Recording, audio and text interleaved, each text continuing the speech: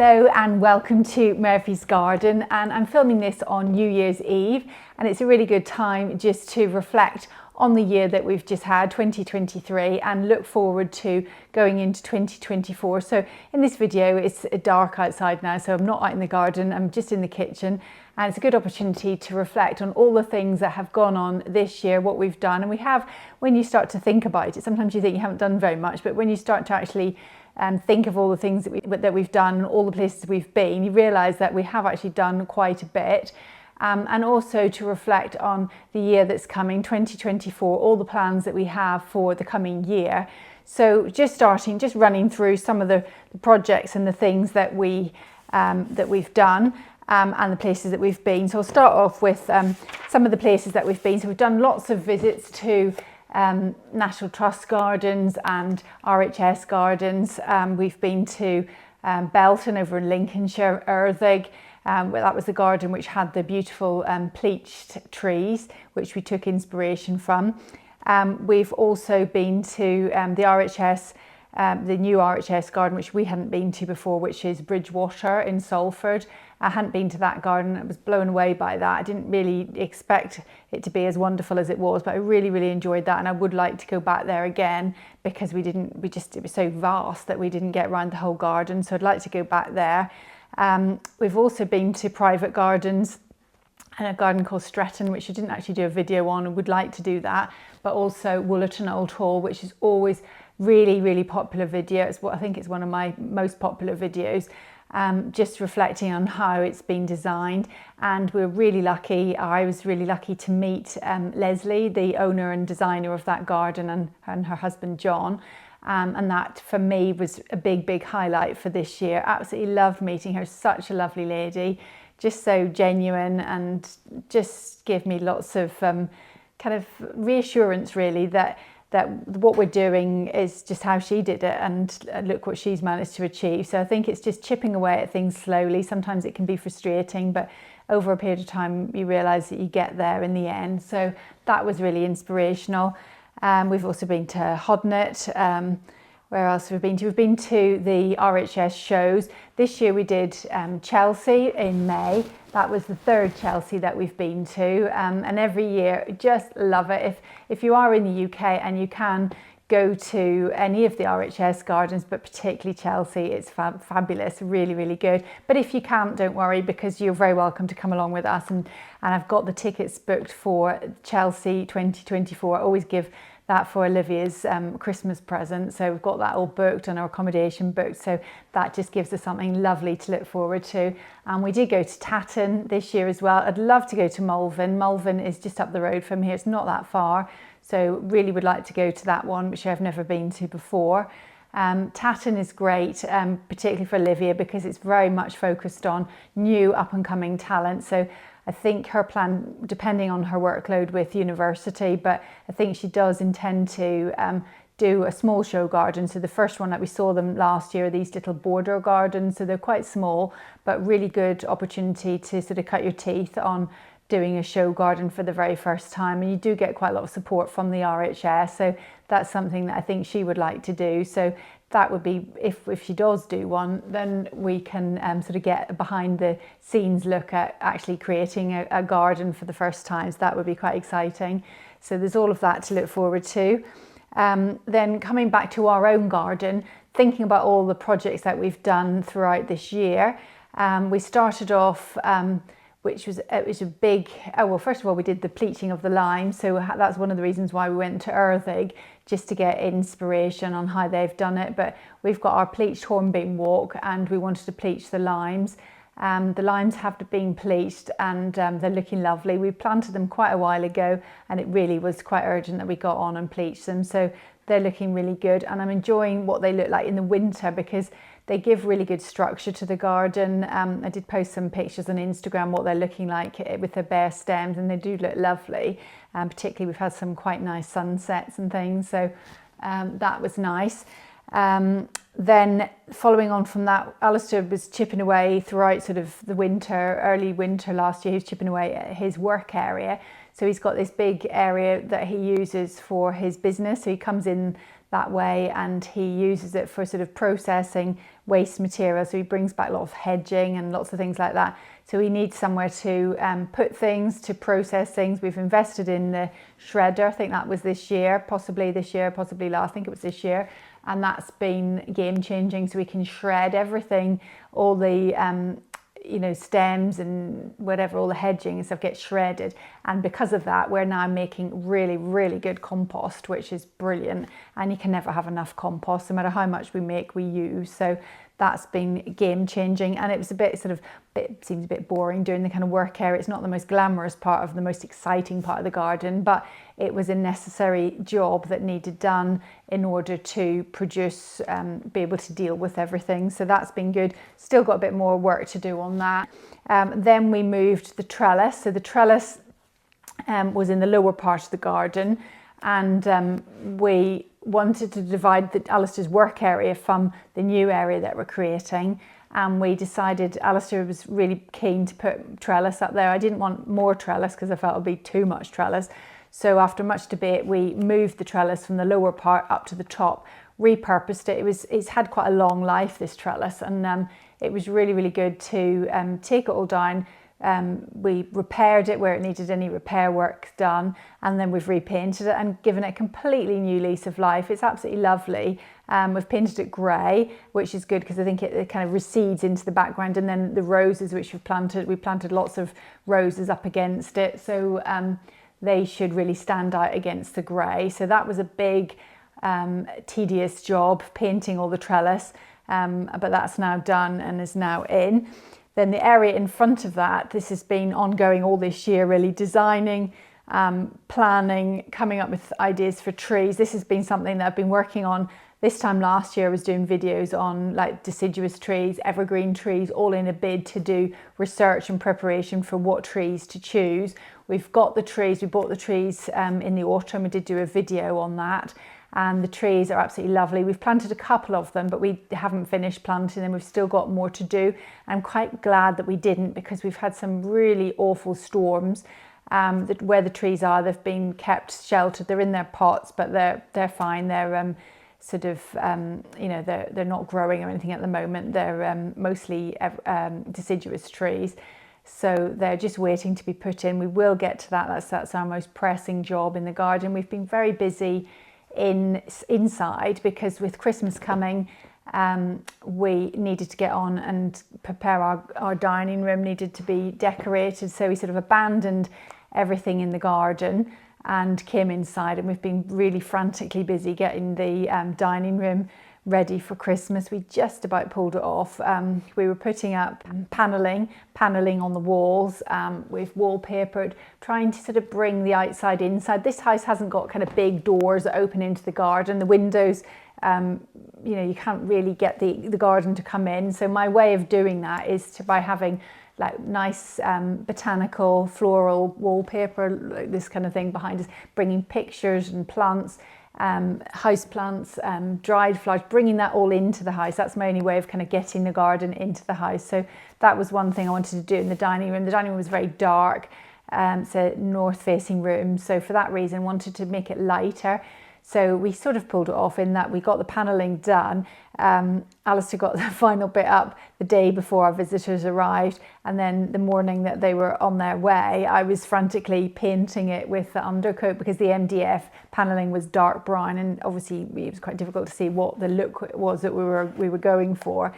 So I wanted to get a coat of undercoat on that just so you could see what it's going to be. So we've now taken everything out of the dining room again, and Al's in the process of going back, filling it and sanding it, and back to mess again, unfortunately. But you may have noticed he's a bit of a perfectionist, and he does things until it's done to a very high standard, which can be a bit frustrating sometimes because it just keeps making dust everywhere. But anyway, it will look good in the end. So we've got to finish off the dining room before we get back out into the garden again.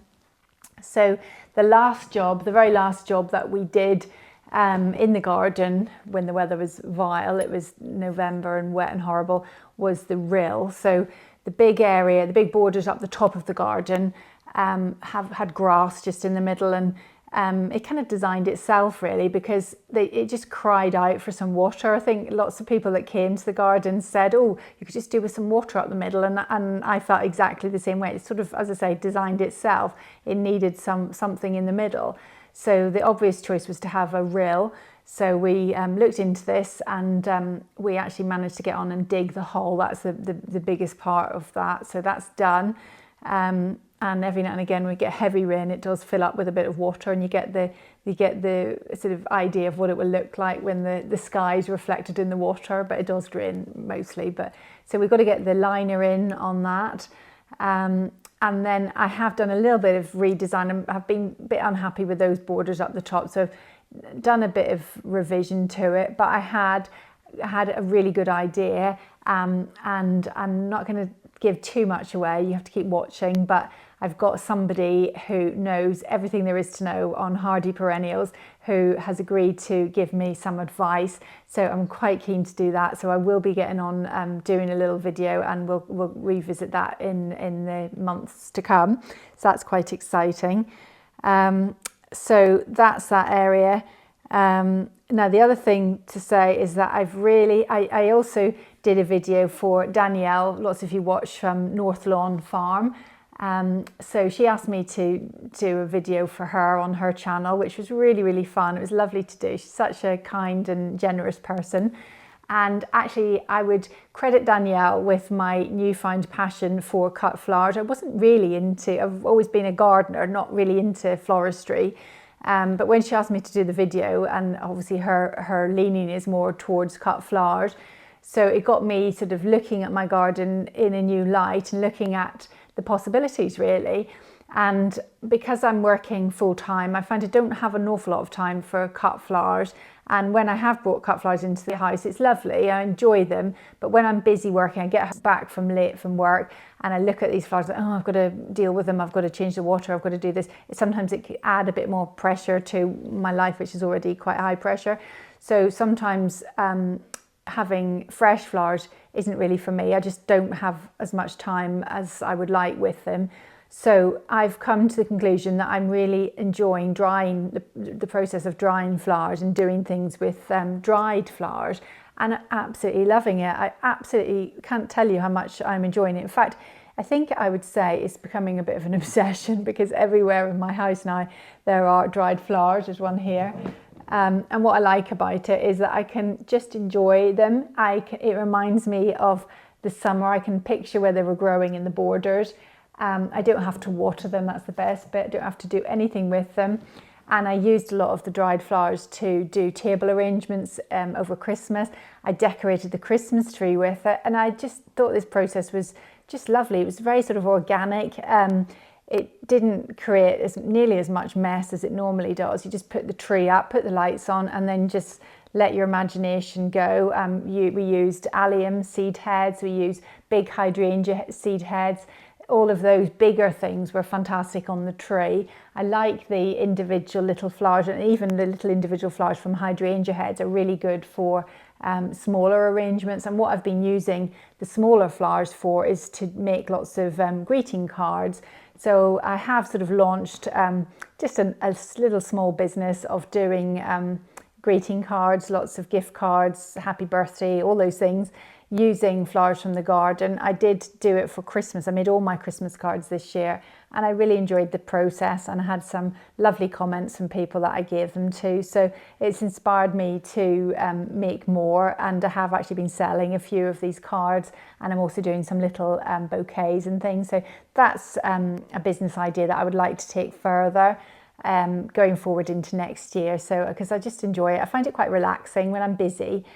Just makes you sort of switch off your brain and just let your sort of imagination go, and I'm just enjoying it. So I would like to think about that when I'm planting all my seeds for this year, thinking about other flowers that perhaps I haven't tried growing for cutting. Livia did a design for the area around the side of our garden, which is going to be a cutting flower garden. I don't know whether we're going to get to the actual build of that, because we have got an awful lot to do, which I'll come on to. But I might perhaps just use the soil that's around there just to have a go and see how things grow in that area. So we've talked about all of that. Then the other thing worked really well last year was the baseless pots. So we watched the videos that Bunny Guinness does on baseless pots, and we did some of our own. We got a local blacksmith to make these pots, and then I treated them to give them that sort of lead look about them. They look lovely, really lovely. And then we've planted them out with osmanthus, and we did the erigeron, just, you know, flowing over the edge of the pots. And I'm really, really, really pleased with it. It looked lovely.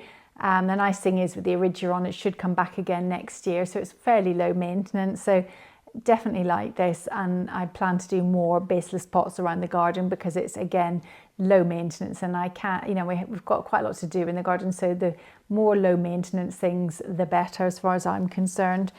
Then moving on to the new garden, the new winter garden. So I said we bought the trees. We bought the trees in the autumn, so we've just got to get on and get out there and plant those. And I think planting the trees, this has been a long process because we've been using the sort of inspiration that we've learned going to all the Chelsea shows and the Tat and all the things, looking constantly on the lookout for trees and tree ideas. So this has been sort of the accumulation of lots and lots of work, hopefully choosing the right trees. So I'm quite confident that we've got a nice selection. So we need to get on and get out there. Once the dining room is finished, we're back out in the garden again, getting on with all these jobs. The vegetable patch has been good. We've had lovely, lovely vegetables this year. The highlights, we've done the usual tomatoes, cucumbers have been great, but also did gherkins this year. Oh, I love that. All of us actually really love pickles. I love pickles. And so we've done pickled gherkins, we've done mixed pickles with cauliflower and onions and pepper and all sorts. They've been lovely, and we're really enjoying them. We've got loads more left. It should get us through the whole year. We had enough potatoes. I think we've got enough potatoes to get us through all of the winter. The variety that we did, Sarpo Mirror, Mary Piper and Charlotte, I think it was. They've been good, but my favourite potato was Elf, and I did Elf potatoes a couple of years ago, but we really struggled to get seed potatoes this year. So whether we can get any this year, I don't know. For next year would be really good, because if you can get Elf potatoes, they are fabulous, really, really lovely. So that's all that's happened this year. Going forward into next year, so we've got the rill garden to complete. We've got to do the edging stones. We've got to get pond liner in the rill. We're also putting in a summer house at the top there. So the summer house we bought we actually bought it during lockdown. It was for the other seating area. And by the time it came, it didn't come for ages. And then by the time it came, we actually changed our minds and decided it would be a bit restrictive having the seating area, the summer house in that area, because it would be limited to how many people could sit in it. So we decided not to use it there, and instead to use it here, use it in this area by the rill. So we're quite excited to get on and build that, because it's obviously flat packed at the moment. So when I get on and build that and get it all painted up and put a nice little bench in it and curtains and all cutesy and lovely. So looking forward to doing that. The bench that is there, the lovely bench, the Lucian's bench, will go down to the sunken garden, and we want to have a nice seating area there, which will look out over that part of the garden. So that will be lovely too. I think it's nice. The more seating areas you can have in the garden, the nicer, because it's nice to be able to wander around and have a little seat and have a coffee or a tea in a different spot every time. It's lovely. The vegetable garden, going back to that, I'd quite like to get some raised beds, particularly for salad crops, because the salads weren't so good this year. So I would quite like to do that if possible, if we get time.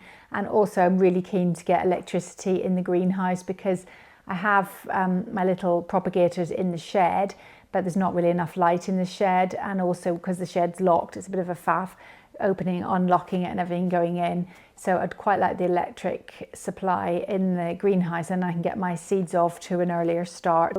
Get the trees planted in the winter garden. Oh, now really, really, really exciting job for next year. is the outbuilding. We've got an outbuilding which you will have seen on some of our videos. The outbuilding is just used for holding all our junk really. So we're going to have a big sort out, and then once that's clear we can then start. Well, we've got to get a builder in to look at the I think one of the supports on the roof is again a bit rotten, so that we need a bit of work done on that. I think we'll have to get a builder in to do that. And then once all that structurally is okay, the chimney needs repointing, a little bit of repointing work on the brickwork as well. But once the structural stuff is done, then we can get on and do the inside of that, and that will be a really, really exciting area to have, and definitely want to use that for doing my hobby, my new hobby of dried flower arrangements and things. I think that would be lovely. So yeah, so I think all in all that gives us quite a lot to be getting on with. So I hope you will join us for the ride. There's lots to do. This coming year in September, it will be the anniversary. It'll be 15 years that we've lived in this property. So we've done quite a lot, but there is a lot more still to do. So if you want to join us for the ride, keep watching. And thank you very much for all your support over the last couple of years, and hope you'll keep joining us in the videos to come. Thanks for watching. Bye for now.